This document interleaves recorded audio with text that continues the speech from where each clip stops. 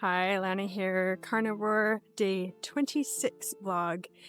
So there's so much pressure in the world from mainstream doctor, from naturopath even, to transition to eating vegetables. As I'm researching the carnivore diet and experiencing changes, life-altering changes in my health and mental health, I'm just not convinced that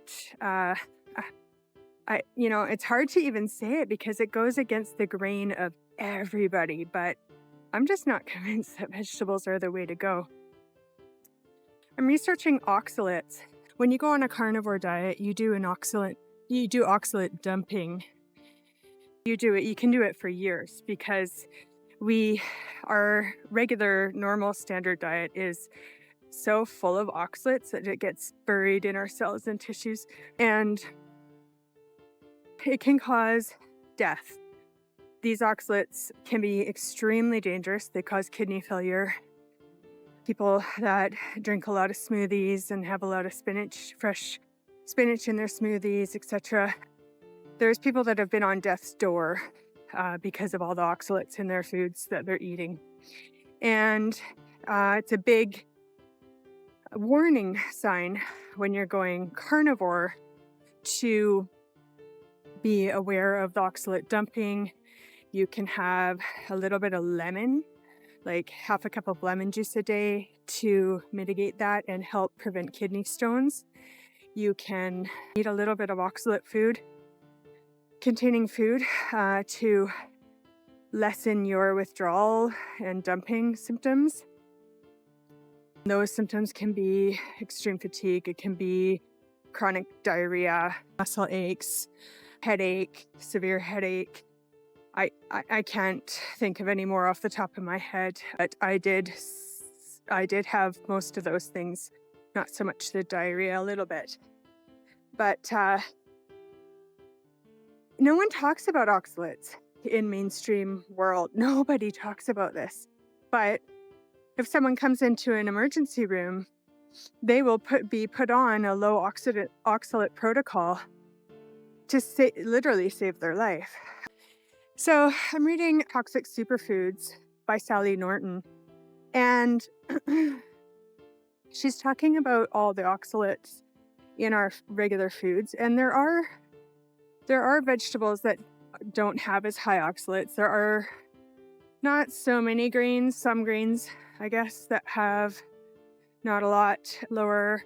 Meat has none. You don't worry about it with meat or eggs. And you don't worry about it with regular dairy products. Don't quote me on that. I know regular milk is low, and I think butter is fine. Off the top of my head, I am not positive about cheese. I think cheese is okay, but yeah, don't quote me on that. So I wonder if, I went on a carnivore diet because my body was so inflamed and reacting to pretty much everything that I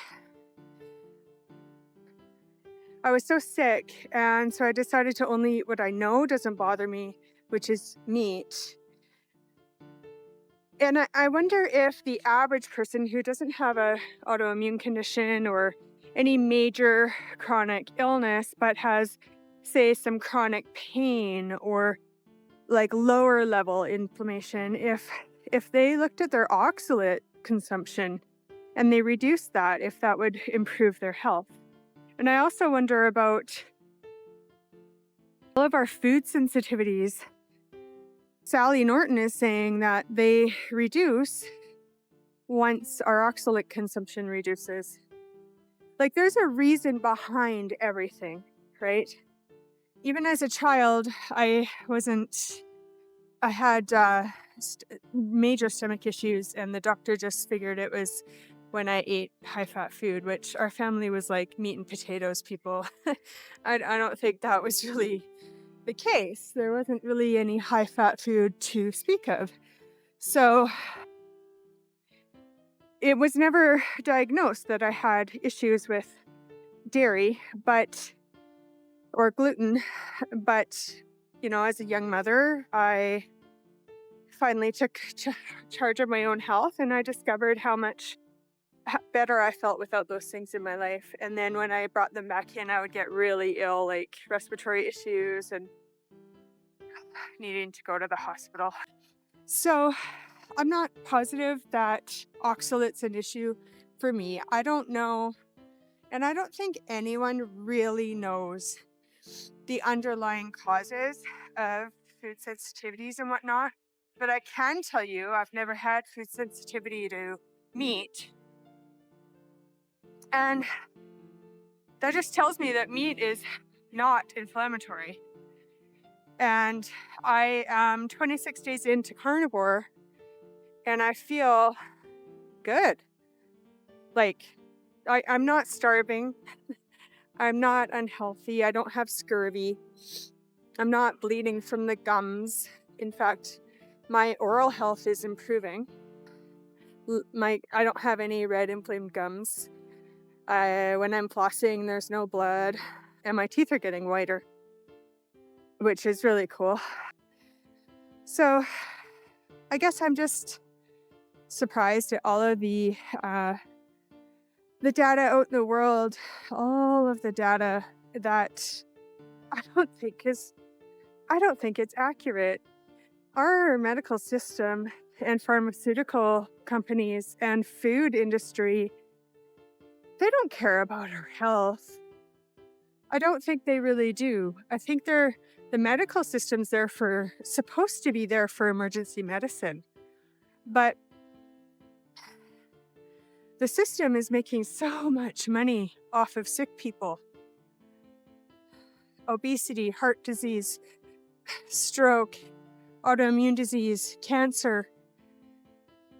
Why would they be trying to make us healthy, right? It just, if you understand business at all, you know that you're going to try to increase your clients. So, day 26 carnivore vlog. Not sure if that was coherent, but it's how I feel about underlying cause of illness. Inflammation, obviously, is that. And just not convinced that our vegetables are our way to go. Hey, have a good day.